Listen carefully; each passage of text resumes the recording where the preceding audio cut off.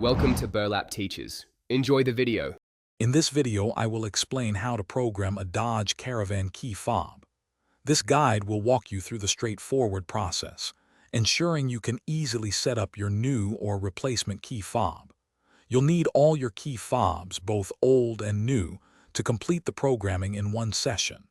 The entire procedure is quite quick, usually taking less than 5 minutes from start to finish, so let's get started right away.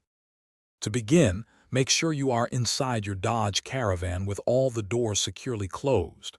Take your existing, working key and insert it into the ignition. Now, turn the key rapidly from the OFF position to the RUN position 8 times. You must complete these 8 turns within a 10-second time frame. You'll know you've successfully entered programming mode when the power door locks cycle, indicating the vehicle is ready. Once the vehicle is in programming mode, take your new, unprogrammed key fob.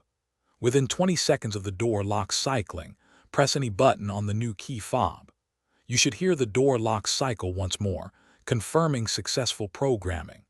If you have more than one new key fob or even existing ones, repeat this exact step for each additional fob within the same 20-second window.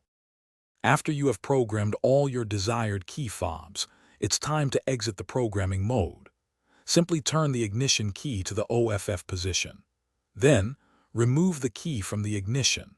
This action will automatically save all the programmed key fobs and exit the programming sequence.